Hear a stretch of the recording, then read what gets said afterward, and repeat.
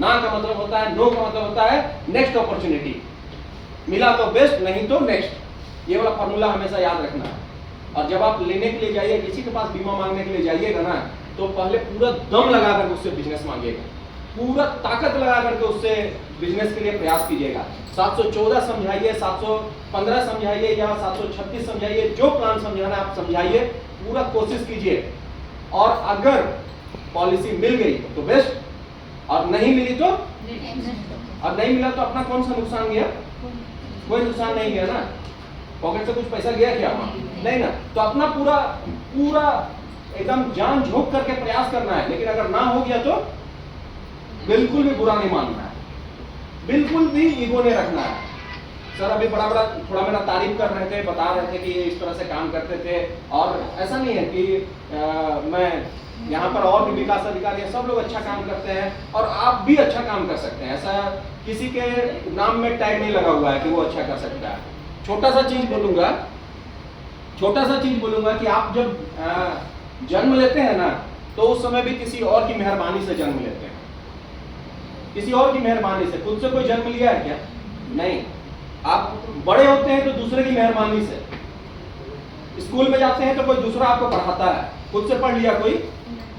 नहीं पढ़ लिया ना। उसके बाद शादी विवाह होता है, उसमें भी वो भी अरेंजमेंट किसी और का ही रहता है। और जब जीवन खत्म हो जाता है ना, जब जीवन खत्म हो जाता है, ध्यान से सुनिएगा, जब जीवन खत्म हो जाता है तो आपको लेकर के भी शमशान में कौन जाता है? कोई दूसरा आदमी जाता है, आप ले जाते हैं, ठीक है। और वहां भी मुखाग्नि होता है, वो भी कोई दूसरा आदमी देता है। तो आपके हाथ में कुछ भी नहीं, आपके हाथ में केवल एक ही चीज है, कर्म। कर्म आपके हाथ में एक ही चीज है कि आप डिसाइड कर लीजिए, कि आप डिसाइड कर लीजिएगा कि आपको महीने का 1 लाख रुपया कमाना है, तो आपका रास्ता निकलता चला जाएगा। 1 लाख रुपया कमाना है तो फिर आपको रास्ता तुरंत निकल करके आएगा। आप जाइएगा अपने डीओ के पास में, बैठिएगा, उनको बोलिएगा कि सर 1 लाख रुपया महीना कैसे कमाया जा सकता है, बताइए क्या करना होगा मेरे को। तब वो आपको बताएंगे कि आपको ऐसे करके लिस्ट बनाना है, कितने लोगों से मिलना है, ये वाला प्लान बताना है, ऑब्जेक्शन आएगा तो ऐसे डील करना है। लेकिन ये शुरू कहां से होगा? जब आप तय करेंगे कि हमको कौन सा कर्म करना है, हमको कौन सा, कैसे 1 लाख रुपए महीना तक, 2 लाख रुपए महीने तक। एक यहाँ LIC में ना लिमिट ही नहीं है। हमारे एक ऐसे अभिकर्ता है जो साल का 14 करोड़ रुपया कमाते हैं, 14 करोड़, और वो भी आप ही की तरह IRDA का एग्जाम पास करके और LIC में काम करना स्टार्ट किए हैं, और आज 14 करोड़ रुपए, 400 करोड़ की संपत्ति बना चुके हैं। तो यहाँ पर और वो भी लिमिट नहीं है, उसके भी आगे बढ़ा जा सकता है। लेकिन उसके आगे आप तब बढ़ पाएंगे या वहां तक आप तब पहुंच पाएंगे जब कम से कम आपकी सोच वहां पर जाएगी। पहले आपको अपनी सोच को लाना होगा। प्रोडक्ट नॉलेज तो आपको आ जाएगा। प्रोडक्ट नॉलेज कौन सा बड़ा चीज है, ठीक है। सर बताए, यूट्यूब में जाइए, देखिए प्रोडक्ट नॉलेज तुरंत आ जाएगा। सर ने बताया जितना सारा चीज उतना सीख गए, कस्टमर को जाकर के एक्सप्लेन कर दीजिए, काम हो जाएगा। तो आपको मुख्य रूप से क्या करना है, पहले अपना लक्ष्य तय कीजिए और उसके बाद उसके आधार पे काम कीजिए। ये 7,000 रुपया के चक्कर में केवल मत फंसे रहिएगा। 7,000 आपको लेना है, हम ये नहीं बोल रहे हैं कि 7,000 पे छोड़ना है, लेकिन आपका काम एक ही होना चाहिए कि हर दिन 5 लोगों से मिलना।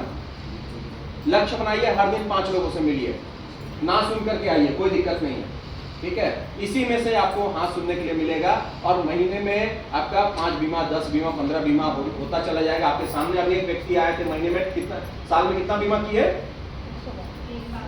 150 बीमा किए। अच्छा, वो बहुत शानदार प्लान समझा रहे थे। क्या अमर जी अभी आए थे तो आते ही के साथ पहला गलती बोलती है। क्या गलती बोले थे अमर जी आए थे तो? एंडोमेंट प्लान का मिनिमम एज ऑफ एंट्री 13 साल बता दिए, ठीक। और होता है 8 साल। हमको भी याद नहीं, हम ईमानदारी से बता रहे, हमको भी याद नहीं था। अगर हमसे भी पूछते थे, एक बार फोन करके देखते हैं हम भी, ठीक है। लेकिन फिर भी 150 बीमा कर रहे हैं, कैसे? जुनून है, पागलपन है उनका। रूटीन सुनिएगा, कितने बजे सो करके उठते हैं, कितने बजे बाहर निकलते हैं, लोगों से मिलते हैं, ना सुनते हैं। कस्टमर कुछ भी बोला, उनसे हम हमेशा सीखते हैं। उनको हमेशा हम अपने टेबल पर बुलाते हैं, अपने 4 नए लोगों से मिलवाते हैं, हमेशा उनको बहुत हम इज्जत सम्मान सब कुछ करते हैं। आप भी जब अच्छा काम कीजिएगा तो आपको इज्जत सम्मान मिलेगा। इसलिए आप बहुत ज़्यादा टेक्निकल में मत जाइए, ज़्यादा लोगों से मिलिए, टेक्निकल टेक्निकल चीजों को सीख रहे हैं तो वो प्लस है, पॉजिटिव है, अच्छा है। लेकिन अपने अंदर का पैशन, जुनून और अपने अंदर का जो पागलपन है उसको जगाते हुए लक्ष्य रखिए, हर दिन 5 लोगों से मिलिए। इतना ही मेरा वक्तव्य है। Thank you so much.